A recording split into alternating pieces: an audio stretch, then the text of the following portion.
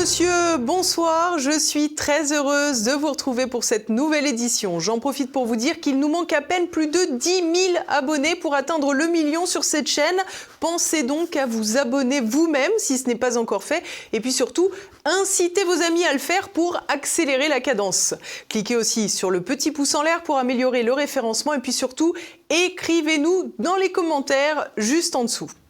Au programme de cette édition, nous revenons sur le rendez-vous reporté entre Vladimir Poutine et Donald Trump, alors que Budapest devait accueillir une rencontre pour faire avancer les pourparlers de paix en Ukraine. Le président américain a décidé que c'était une perte de temps. Nous vous expliquerons pourquoi.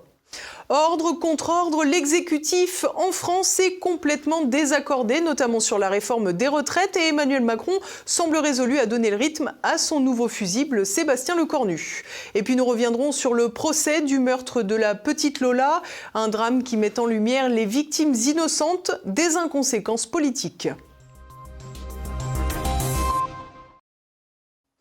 Le rendez-vous Trump-Poutine aura-t-il lieu alors que Budapest devait accueillir une rencontre russo-américaine dans l'espoir de rétablir la paix en Ukraine? Le président américain l'a finalement jugé inutile pour le moment. Le point tout de suite. Pas de rencontre pour rien. Les mots de Donald Trump ont le mérite d'être clairs alors que l'imminence d'une rencontre bilatérale entre les présidents américains et russes devait s'organiser à Budapest sous l'égide de Viktor Orban.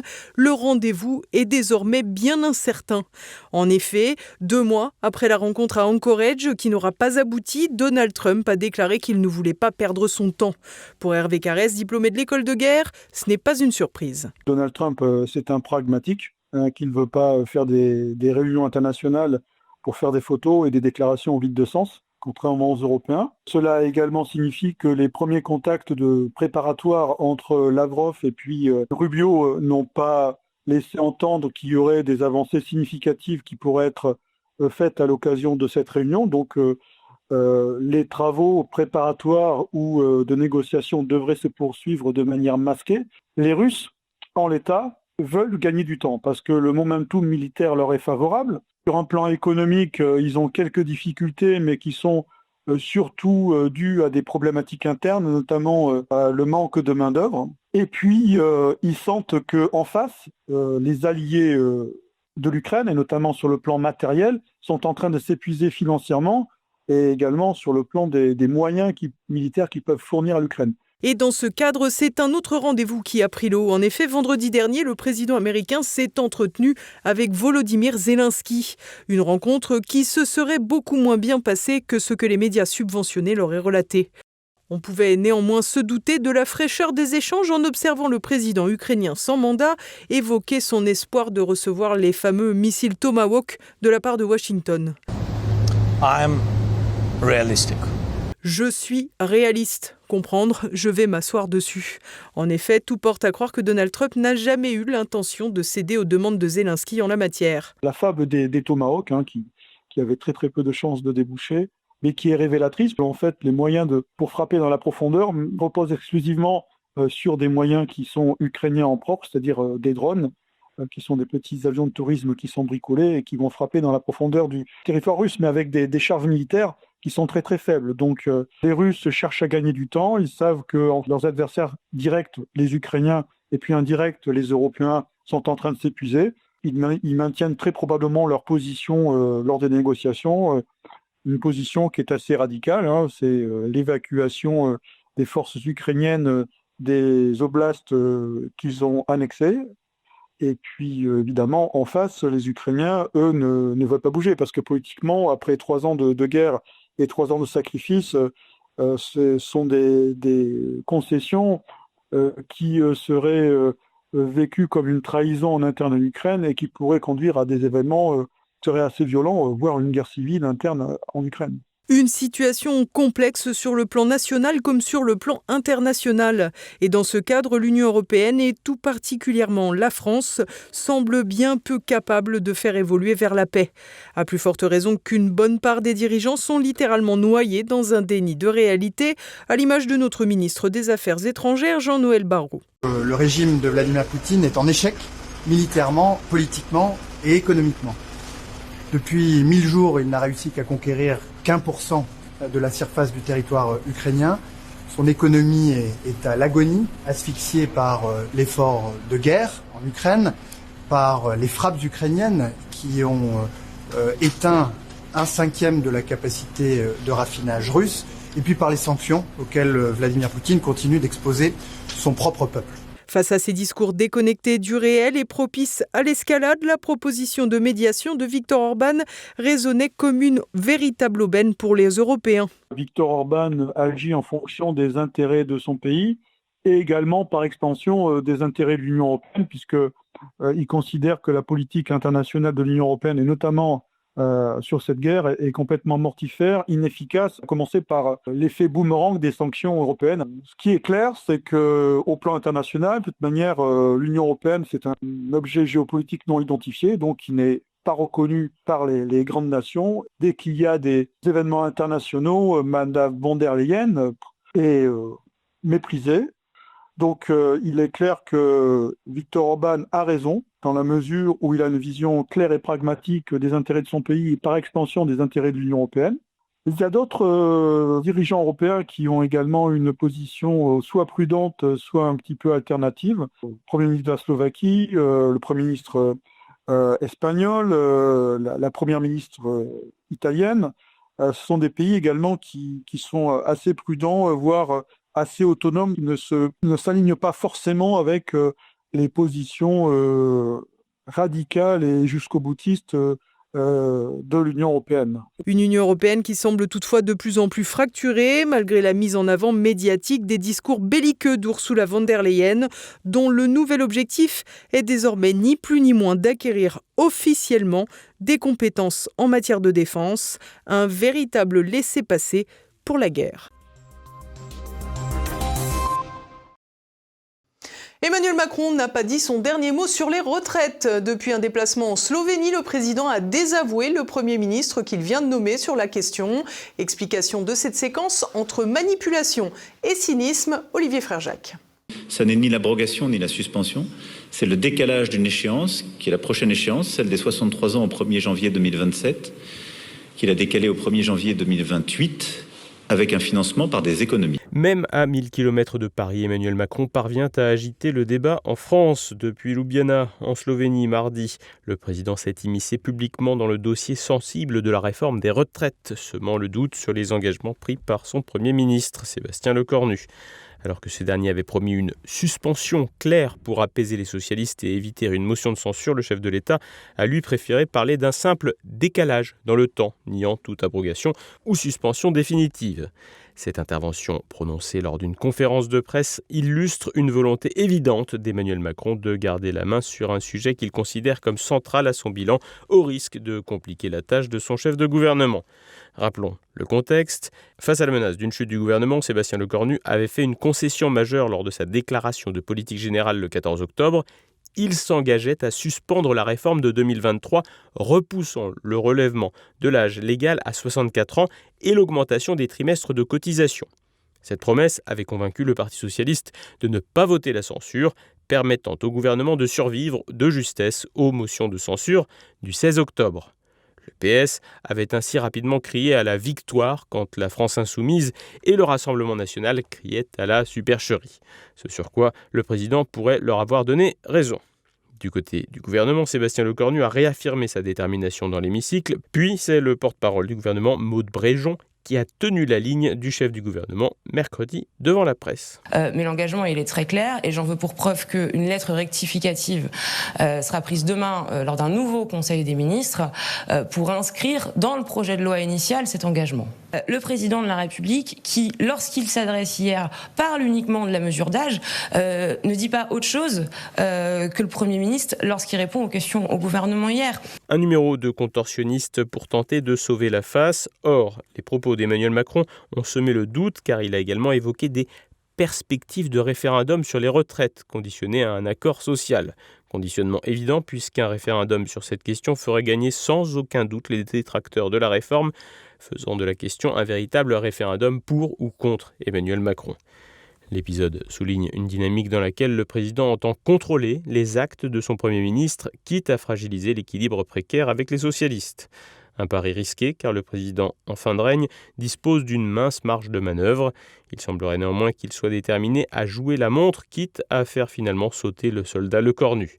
D'apparence docile, l'ancien ministre des Armées doit désormais composer avec des socialistes inquiets, en plus des Républicains qui ont déjà annoncé par les voix de Bruno Retailleau et Laurent Wauquiez qu'ils ne voteront pas le budget d'office, le président de LR ouvrant même la voie à une censure. Coincé entre des oppositions chauffées à blanc et un président têtu et disposant d'un socle commun réduit à peau de chagrin, Sébastien Lecornu, qui se considère comme un moine soldat, pourrait rapidement se retrouver comme un ermite dans le chaos politique français. La meurtrière de Lola devant les juges. 3 ans après le drame, le procès de cette Algérienne qui n'aurait pas dû être en France se tient devant la cour d'assises de Paris. Les explications de Renaud de Bourleuf. Le procès de l'horreur se poursuit. Depuis vendredi 17 octobre, Dabia Benkired comparaît devant la cour d'assises de Paris pour meurtre sur mineur de moins de 15 ans, accompagné de viols, tortures et actes de barbarie. Le 14 octobre 2022, dans le 19e arrondissement de Paris, Lola, âgée de 12 ans, mourrait dans d'atroces souffrances infligées par une certaine Dabia Benkired. La meurtrière l'aurait interpellée dans le hall de l'immeuble avant de l'entraîner dans l'appartement de sa sœur. Là, elle lui aurait fait subir tortures et viols avant de lui recouvrir le visage de scotch, provoquant sa mort par asphyxie. Des coups de couteau et de ciseaux ont également été portés, 38 plaies dont une béante au cou. Par ailleurs, la meurtrière a peint au vernis rouge, sous la plante de ses pieds, les chiffres 0 et 1, ouvrant la voie à des suspicions de crimes rituels. Dabia Benkired a ensuite placé le cadavre de la petite fille dans une malle en plastique et l'a transporté en allant prendre un verre dans un café avec un passant rencontré dans la rue, puis en allant à Asnières manger un kebab avec un ami. Elle est ensuite retournée avec la valise chez sa sœur, cette dernière rentrée entre-temps dans son appartement devenu lieu d'un terrible crime. Intriguée par le désordre, elle descend sur le trottoir de l'immeuble où elle se dispute avec Dabia Benkired, refusant de l'aider à porter sa malle. Elle dira avoir pensé qu'elle contenait de la drogue ou des armes. Dabia Benkired se débarrasse alors du corps de Lola dans une poubelle de la cour intérieure de l'immeuble et part à Bois-Colombes où elle est arrêtée le lendemain matin. Le vendredi vers 23h30, c'est un SDF qui a fait la macabre découverte qui a plongé dans la stupeur et l'horreur la France entière. La colère a ensuite pris le pas sur la tristesse lorsque les Français ont découvert que l'auteur du crime n'aurait pas dû se trouver sur notre sol. Dabia Benkired, algérienne, est arrivée en France en 2016 avec un titre de séjour étudiant. Elle était en situation irrégulière depuis 2019. Le 21 août 2022, soit moins de 2 mois avant le crime, la police avait constaté un défaut de titre de séjour sans que l'idée du retour en Algérie ne soit visiblement lancée. Pourtant, la suspecte était sans domicile fixe et sans travail. De nombreux problèmes sont soulevés par cette affaire. L'inexécution des OQTF, la présence de délinquants tolérés passivement par la police, l'échec d'un ministre de l'Intérieur, Gérald Darmanin, qui osait parler d'indécence pour ceux qui soulevaient ces questions, et puis tout simplement la question d'une justice trop laxiste. 3 ans après le meurtre, le procès s'ouvre sans amélioration de la situation sécuritaire. L'année suivante, le nombre d'OQTF exécutés restait à peu près identique, toujours en dessous des 10%. Et en 2024, le drame se répétait. Philippine, âgée de 19 ans, était violée et tuée à Paris. Le meurtrier était un Marocain clandestin, frappé par une OQTF non appliquée. De plus, l'Algérie, pays d'origine de la meurtrière de Lola, refuse de reprendre ses citoyens expulsés et les renvoie en avion. Le tout devant l'impuissance des ministres de l'Intérieur successifs, Bruno Retailleau, dont la riposte graduée n'a pas gravi beaucoup d'échelons, et maintenant Laurent Nunez qui appelle à la reprise du dialogue, autrement dit au renoncement. Le procès s'est ouvert en présence de la famille de Lola, sans son père. Dans les mois qui ont suivi, celui-ci est mort d'une crise cardiaque le 23 février 2024 à l'âge de 49 ans. Vendredi, la première journée d'audience était l'occasion de découvrir la personnalité de Dabia Benkired. Toxicomane, elle fumait du cannabis au moins 20 fois par jour. Au moment du crime, elle était inactive, passant ses journées à errer dans les rues sans rien faire. Sous le coup d'une OQTF, elle dit ne pas être rentrée en Algérie parce qu'elle n'en avait pas envie. Des photographies et des vidéos ont été présentées au tribunal, montrant notamment le corps mutilé de Lola. Lundi, le 2e jour du procès a attiré les curieux. Des débordements ont eu lieu, les gens se bousculant pour entrer, nécessitant l'intervention de la police. Et je rappelle quand même que c'est un procès d'une extrême gravité à propos d'une petite fille qui avait la famille qui était quand même pas loin. Et honnêtement, j'avais l'impression d'être dans une foire. Voilà. On a vu des comportements indécents. On a un de nos militants qui nous a rapporté, parce qu'il avait discuté avec des gendarmes, que même les gendarmes étaient outrés du comportement que les gens pouvaient avoir. Cette journée d'audience a été consacrée au rapport des médecins légistes et des enquêteurs qui ont confirmé le viol de la victime, ce que l'accusé continue de nier. Puis lundi et mardi, des proches de l'accusé ont témoigné. Ce mercredi, Dabia Benkired a affirmé que son quotidien à la prison de Fresnes était très dur, puisqu'il n'y a pas d'activité et on ne sort pas. Pour s'occuper, elle regarde la télé-réalité, les matchs et la musique et lit le Coran. Mais elle ne précise pas si elle a regardé à la télévision la panthéonisation de Robert Badinter. Et on poursuit à présent avec l'actualité en bref en France.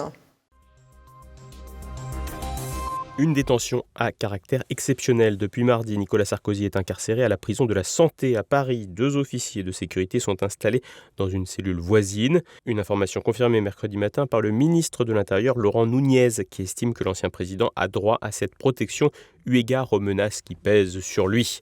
Ce qui en dit long sur la sécurité dans les prisons et sur les capacités des forces de police à y faire régner l'ordre. L'affaire Colonna l'avait déjà démontré en 2022 avec le meurtre d'un DPS détenu particulièrement surveillé par un autre détenu, un islamiste, ayant lui aussi ce statut. Braquage au Louvre, une commission d'enquête pour enterrer l'affaire après le vol spectaculaire de pièces inestimables dans la galerie d'Apollon du Louvre le 19 octobre. La présidente du musée, Laurence Descartes, était auditionnée au Sénat ce mercredi en fin d'après-midi. Le sénateur Laurent Lafont exige des explications sur ce cambriolage qui relance les débats sur la sécurité des musées français, déjà ciblés par une série de vols. Malgré l'offre de démission de Laurence Descartes, refusée par Emmanuel Macron, la pression s'accentue et les conditions de recrutement de la responsable sécurité du musée, Dominique Buffin, suscitent des interrogations. Les dites minorités n'ont pas toujours des affinités. Mardi, dans le 3e arrondissement de Paris, un client d'un sauna dit gay a été chassé de l'établissement. Le motif, il se serait plaint, je cite, de s'être fait agresser par un arabe. Le patron de l'établissement l'a renvoyé en lui disant « On parle comme ça au RN et chez Zemmour, pas chez moi », ajoutant « Je ne discute pas avec les racistes ». Le client, malmené, considère que décrire le profil de son agresseur n'a rien de raciste. Jean Lassalle, de candidat à la présidentielle, aux planches, l'ancien député béarnais a enflammé le théâtre de la Tour Eiffel le 16 octobre avec son spectacle « Jean dans la salle ». Devant 400 spectateurs, il a mêlé anecdotes politiques et souvenirs d'enfance avec humour, séduisant un public probablement déjà un peu conquis par le personnage et sa bonhomie. Avec 12 dates prévues à Paris, l'ancien maire de Lourdes-Hicher ambitionne une tournée nationale, peut-être une idée de reconversion pour les macronistes en fin de parcours. Et l'on continue avec l'actualité internationale. Rumble de retour en France. La plateforme canadienne de vidéo Rumble, fondée en 2013 par l'entrepreneur canadien Chris Pavlovski, est à nouveau accessible en France après 3 ans d'absence. En 2022, face à la demande du gouvernement français de bloquer les chaînes russes RT et Sputnik, interdites en France depuis l'entrée des troupes russes en Ukraine, Rumble avait préféré se retirer du territoire. Une récente décision judiciaire aurait invalidé cette requête, jugée non exécutoire car formulée par simple email. La plateforme, qui prône une liberté d'expression sans modération, continue par ailleurs de diffuser la chaîne RT en France. Le gouvernement français, encore une fois désavoué, n'a pas encore réagi. Le Pérou en plein chaos sécuritaire. Le président par intérim, José Herreri, a décrété mardi 21 octobre l'état d'urgence à Lima et dans le port de Callao, en vigueur dès minuit ce jeudi pour 30 jours. Cette mesure exceptionnelle, approuvée par le Conseil des ministres, autorise le déploiement de l'armée pour patrouiller les rues et restreindre des droits comme la liberté de réunion. Face à une vague de violence et d'extorsion imputée au crime organisé, avec 47 chauffeurs de bus assassinés depuis janvier, José Herreri promet un passage de la défensive à l'offensive.